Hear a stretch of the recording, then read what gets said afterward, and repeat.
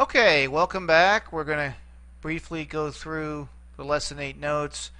I'm not going to add a lot here about attributive or demonstrative adjectives. I think what the book has and what I have here hopefully is pretty straightforward. If you have a question about it, you can ask me. I do want to go over one other kind of principal part, as you might expect, this week.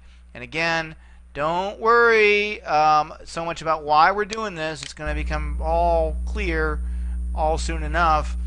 Just get in the habit of saying these. Okay, now, there's a particular phenomenon that we see with verbs that have a lambda, a mu, a nu, or a rho in the stem.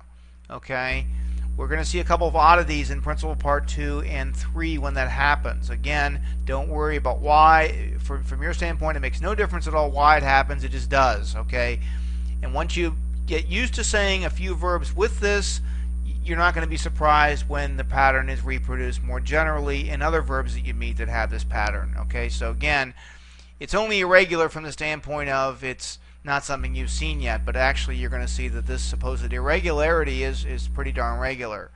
Okay, now crino, the very common word for judge, crino, crinoo. Notice there's no sigma at all in the future. Okay, in the second principal part.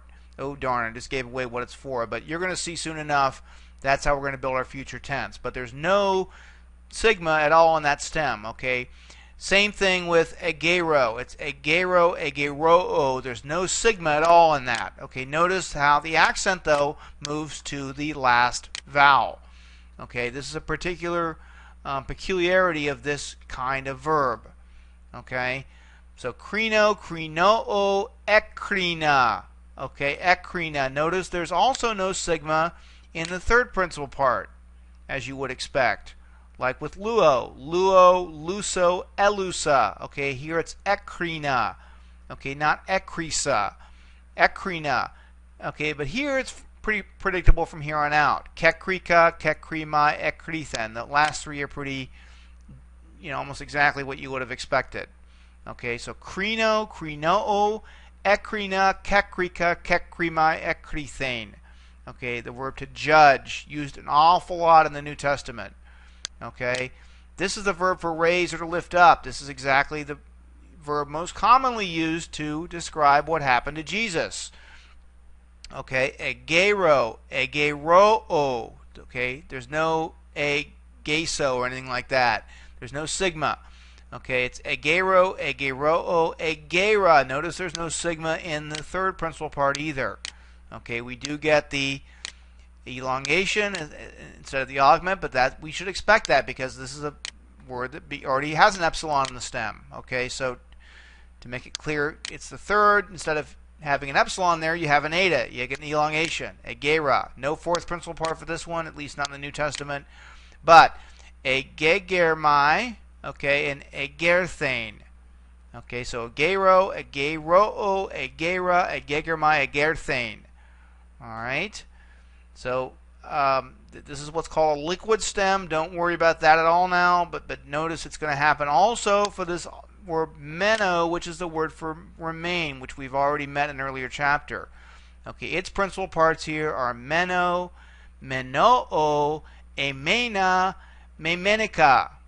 Okay, meno, emena, memenica. Okay, and we don't see 5 and 6 at all.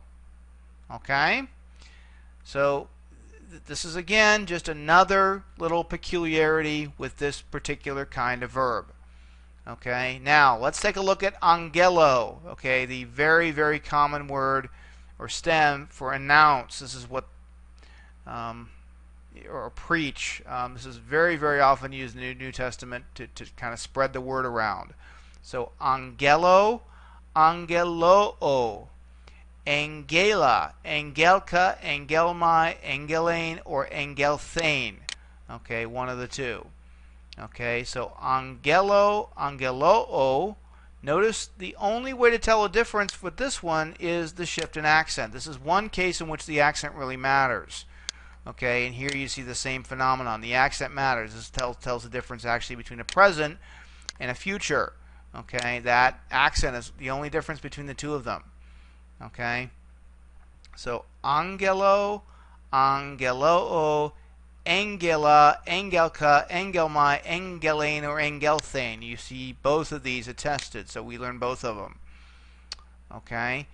Angelo, Angeloo, Angela, Engelmai, Engelka, sorry, Engelmai, Engelane, or Engelthane. Okay? All right, very good. That's all I had for you this week. Have fun in the translations, and I will see you next week.